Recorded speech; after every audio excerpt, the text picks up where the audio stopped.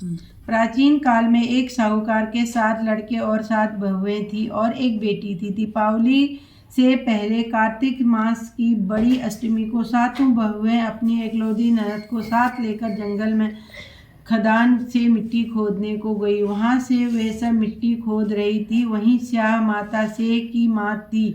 मिट्टी खोदते समय सेह का बच्चा मर गया। स्याहू माता ने कहा कि तूने मेरा बच्चा मार दिया, मुझे निपुत्र कर दिया, इसलिए मैं तेरी कोख बांधती हूँ। तब वे ननद अपनी सातों भाभियों से बोली, तुम में से कोई मेरे बदले में अपनी कोख बंधवा लो। 6 भाभियों ने अपनी कोख बंधवाने से इनकार कर लिया, परंतु छोटी भाभी सोचने लगी, यदि मैं अपनी ननद का कहना नहीं मानूंगी तो कहीं सासू माँ जी मुझसे रूठ न जाए। इस विचार से उसने अपनी ननद के बदले में अपनी कोख बंधवा ली।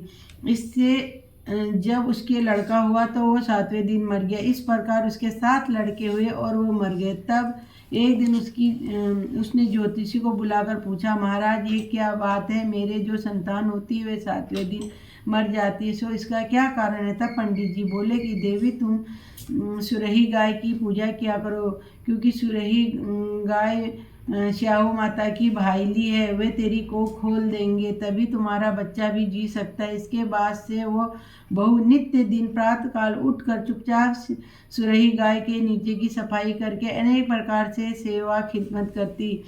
गरु माता यह देखकर कि साहूकार के बेटे की बहू नित्य दिन प्रति मेरी सेवा करती है, गौ माता उससे बोली, तू मेरी बहुत सेवा करती है, इसलिए मेरी आत्मा तुमसे बहुत प्रसन्न है, इसलिए माँ तुझे क्या मांगती है। साहूकार की बेटे की बहू बोली कि स्याहू माता तुम्हारी भाईली और मेरी जो भाईली है उसने मेरी कोख बांध रखी है, सो आप कृपा करके अपनी भाईली से मेरी कोख खुलवा दो। उस दुखियारी की बात सुनकर गौ माता को अच्छा लगा। एक दिन गौ माता उसे साथ लेकर 7 समुंदर पार भाईली के पास चली गई। मार्ग में धूप बहुत कड़ी लग रही थी, सो वे दोनों एक पेड़ के नीचे बैठ गए। थोड़ी देर में वहां एक सांप आया। उसने वृक्ष पर गरुड़ की पंखनी के बच्चे देखे, सो वे सर्प एक बच्चे को डसने लगा। तब साहूकार की बहू ने उस सर्प को मार करके ढाल के नीचे दबा दिया और उन बच्चों को बचा लिया। थोड़ी देर बाद गरुड़ पंखनी आई तो वहां खून देखकर साहूकार की बहू को नोचने लगी। तब वो बहू बोली, मैंने ही तो तेरे बच्चों को सर्प को मार कर रक्षा की है, तू मेरी दुश्मन हो गई। साहूकार की बहू की बात सुनकर गरुड़ पंखनी प्रसन्न होकर बोली, तूने मेरे बच्चों को बचाया, इसलिए मांग क्या मांगती हो। वो बोली कि हमें 7 समुंदर के पार स्याहू माता के पास पहुंचा दे। तब गरुड़ पंखनी ने उन दोनों को अपनी पीठ पर बैठाकर लंबी उड़ान भर कर उन्हें 7 समुंदर पार स्याहू माता के पास पहुंचा दिया। स्याहू माता अपनी भाईली गौ माता को देखकर बहुत प्रसन्न हुई और बोली, भाईली आ जा, तो बहुत दिनों से मिली नहीं। फिर बोली, बहन मेरे सिर में बहुत जुएं पड़ गए हैं। तब सुरही गौ बोली, मेरे साथ मेरी भक्तनी आई है, ये तेरी सब जुएं निकाल देगी। आज्ञा पाते ही साहूकार की पत्नी ने स्याहली माता की चुन चुन कर सब जुएं निकाली और स्याह माता बोली, तूने आज मुझे बहुत आराम दिया, इसलिए मैं तुझसे बहुत प्रसन्न हूँ, सो आज जो चाहे मांग ले, मैं तुझे दूंगी।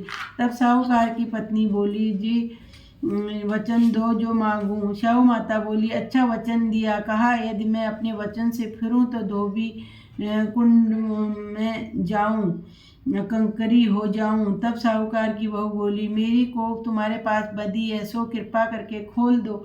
उसकी यह बात सुनकर स्याहू माता बोली, तूने तो मुझे ठग लिया, मैं तेरी कोख कभी नहीं खोलती, परंतु अब तो कोख खोलनी पड़ेगी। जा, तेरे घर तुझे 7 लड़के और उन 7 की बहुएं मिल जाएं।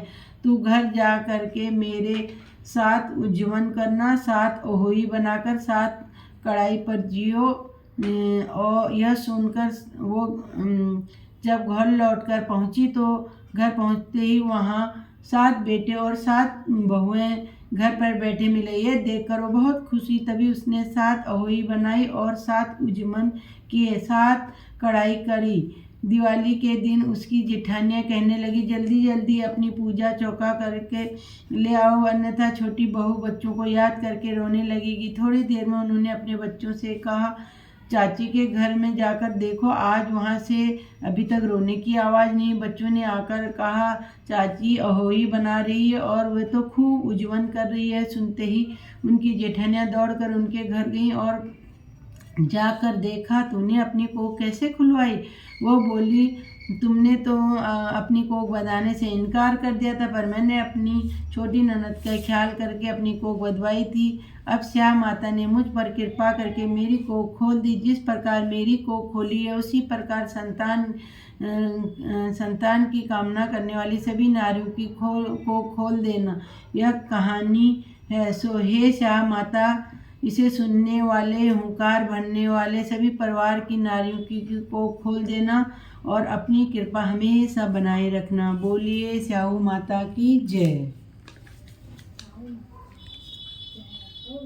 हे माँ, मेरे बच्चों को अपनी कृपा बनाए रखना। हे माता जय हो।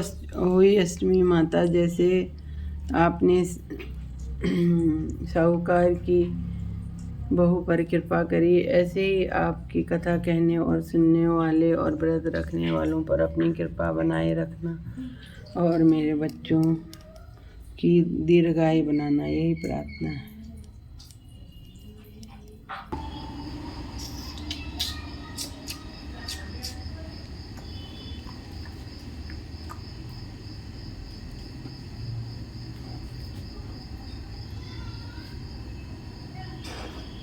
मैंने काटने वाली है ये फूल गिर गया ये पापा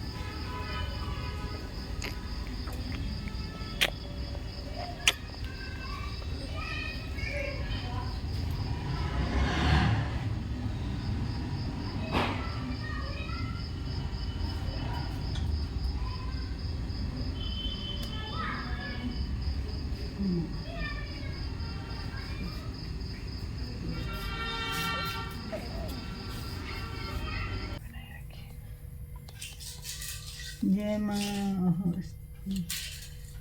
मेरे बच्चों पे अपनी कृपा बनाए रखिएगा।